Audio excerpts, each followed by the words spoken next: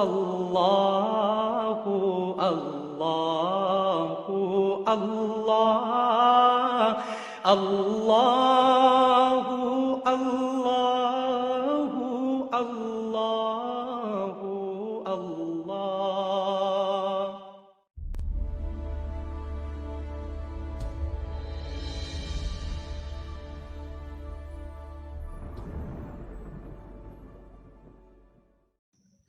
السلام علیکم ورحمۃ اللہ وبرکاتہ۔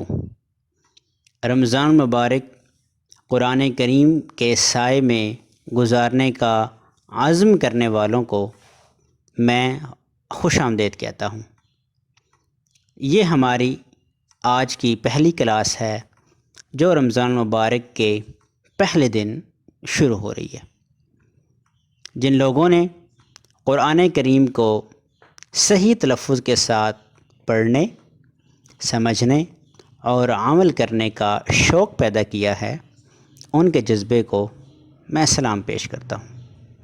اللہ تعالیٰ سے دعا ہے کہ اللہ تعالیٰ آپ کے اس جذبے کو سلامت رکھے اور ہمیں ہمیشہ قرآن کریم ٹھہر ٹھہر کر صحیح تلفظ کے ساتھ خوبصورتی سے پڑھنے کی توفیق عطا فرمائے اور اس پیغام کو آگے پھیلانے کی توفیق دے۔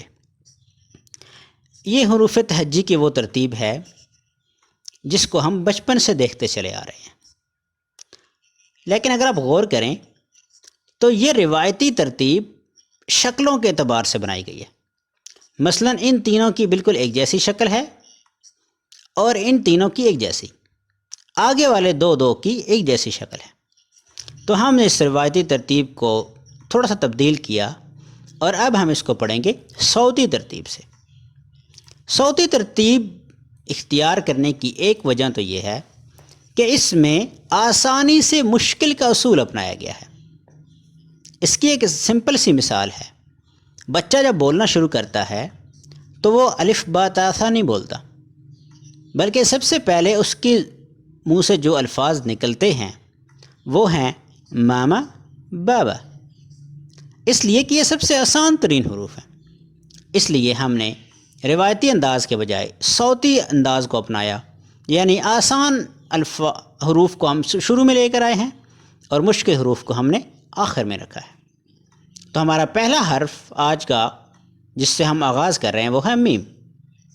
یہ میم کی شکل ہے اور یہ اس کا نام ہے، لیکن جیسے ہم کسی شخص پر مضمون لکھیں تو صرف شروع میں اس کا نام آتا ہے، بار بار ہم قائد اعظم کے مضمون میں قائد اعظم کا نام نہیں ریپیٹ کرتے بلکہ ان کا استعمال کرتے ہیں۔ اسی طرح میم کا نام قرآن پاک میں صرف حروف مقطعات میں آیا ہے، جیسے الف لام میم۔ اس کے علاوہ کہیں پر بھی نام استعمال نہیں ہوگا، پوری آواز استعمال ہوگی۔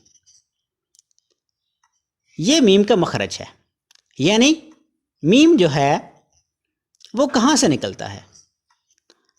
تو آپ دیکھ رہے ہیں ہونٹوں کے دونوں حصے پریس کرنے سے، یعنی دونوں ہونٹوں کو آپس میں پریس کریں گے تو ادا ہوگا م۔ کیا ادا ہوگا؟ م۔ یہ میم کی مختلف شکلیں ہیں، یعنی میم شروع میں ایسے آتا ہے، درمیان میں ایسے آتا ہے اور آخر میں ایسے استعمال ہوتا ہے۔ تو میم جس شکل میں بھی آئے اس کی آواز ہوگی م۔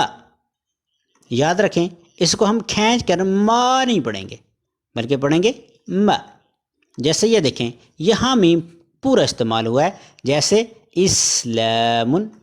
یہاں میم شروع میں آیا ہے جیسے مالکن، یہاں میم درمیان میں آیا جیسے عامل، اور یہاں آخر میں آیا ہے جیسے عالم۔ اب ہم چلتے ہیں میم کی آواز کی طرف۔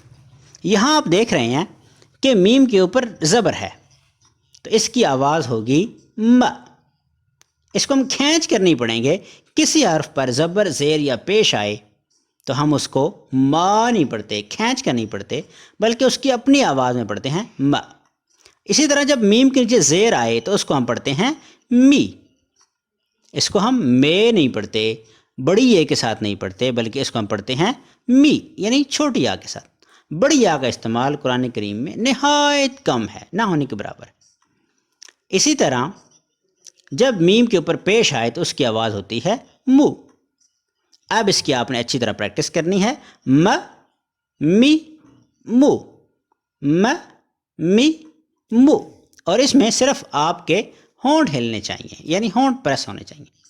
اب آتے ہیں اگلی آواز کی طرف۔ جب میم کے اوپر 2 زبر آئے تو اس کی آواز ہوتی ہے من۔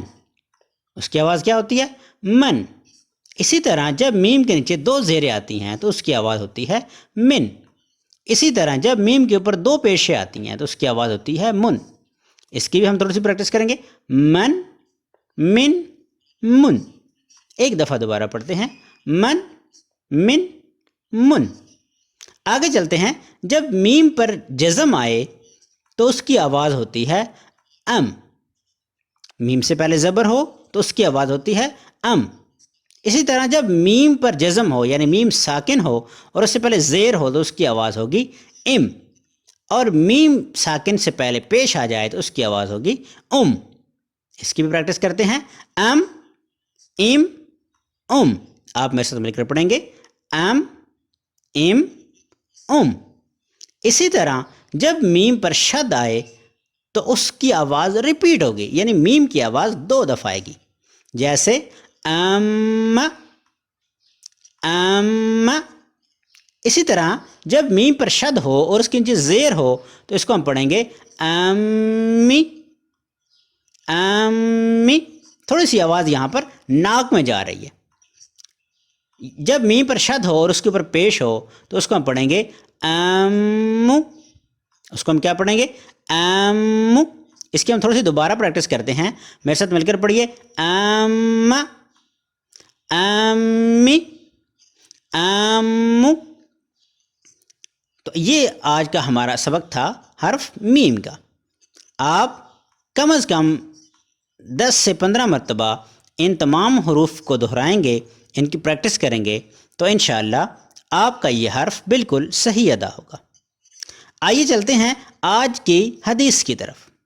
حدیث نبوی صلی اللہ علیہ وسلم کا مفہوم ہے جس کا آج اس کے گزشتہ کل سے بہتر نہیں گزرا وہ خسارے میں ہے۔ یعنی جیسے ہم کوئی کاروبار شروع کرتے ہیں تو پہلے دن ہمیں منافع کم آتا ہے، لیکن ہر آنے والے دن اس کا منافع بڑھتا ہے، اور اگر اس کا منافع کم ہونا شروع ہو جائے تو اس کا مطلب ہے کہ وہ کاروبار خسارے میں